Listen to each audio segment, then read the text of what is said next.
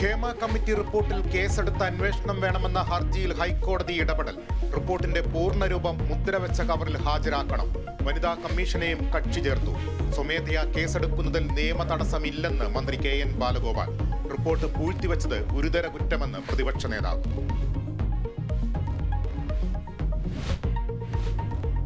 കൊൽക്കത്തയിലെ വനിതാ ഡോക്ടറെ കൊലപ്പെടുത്തിയ കേസിൽ വീണ്ടും വിമർശനവുമായി സുപ്രീം കോടതി. അന്വേഷണത്തിൽ വൈരുദ്ധ്യമെന്ന് നിരീക്ഷണം. പോസ്റ്റ്മോർട്ടത്തിന് ശേഷമാണ് അസ്വാഭാവിക മരണത്തിന് കേസെടുത്തത്. അന്വേഷണം തുടക്കം മുതൽ സംശയാസ്പദമായ രീതിയിലെന്നും സുപ്രീം കോടതി. സമരം അവസാനിപ്പിച്ച് ഡൽഹി എയിംസിലെ റെസിഡന്റ് ഡോക്ടർമാർ.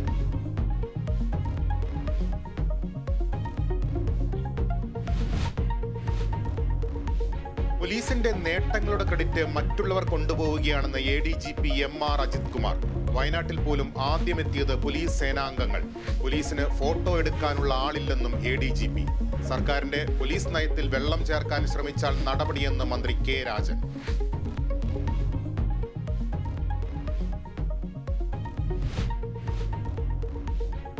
CPM നടപടി നേരിട്ട PK ശശിയെ പുകഴ്ത്തി മന്ത്രി KB ഗണേഷ് കുമാർ. ഇത്രയും സത്യസന്ധനും സ്നേഹനിധിയുമായ മനുഷ്യനെ വേറെ കണ്ടിട്ടില്ല. സത്യസന്ധനെയും സ്നേഹനിധിയായ ഒരു മനുഷ്യനെയും ഞാൻ കണ്ടിട്ടില്ല എന്ന് പറഞ്ഞു. രാഷ്ട്രീയം നോക്കാതെ ആരെയും സഹായിക്കും. ശശിയെ കരിവാരി തേക്കാനുള്ള ശ്രമം വിജയിക്കില്ല. സത്യം മാത്രമേ ജയിക്കൂവെന്നും ഗണേഷ് കുമാർ.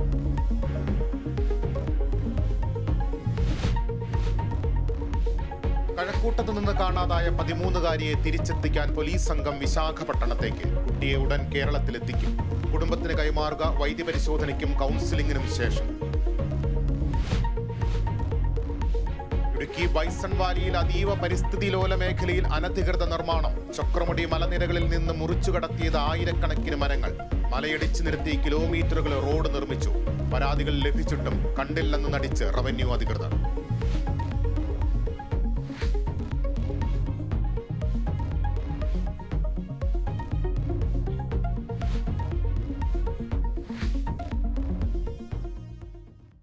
സിനിമാ മേഖലയിലെ സ്ത്രീകൾ നേരിടുന്ന പ്രശ്നങ്ങൾ പഠിച്ച ഹേമ കമ്മിറ്റി റിപ്പോർട്ടിന്റെ പൂർണ്ണരൂപം മുദ്രവെച്ച കവറിൽ ഹാജരാക്കാൻ ഹൈക്കോടതി നിർദ്ദേശം. റിപ്പോർട്ടിലെ കണ്ടെത്തലുകളിൽ ക്രിമിനൽ കേസ് അന്വേഷണം നടത്തണമെന്ന ഹർജിയിലാണ് നിർദ്ദേശം നൽകിയത്. റിപ്പോർട്ടിലെ കാര്യങ്ങൾ ഗുരുതരമാണെന്ന് പറഞ്ഞ കോടതി കുറ്റകൃത്യം നടന്നെങ്കിൽ കേസെടുക്കാമല്ലോ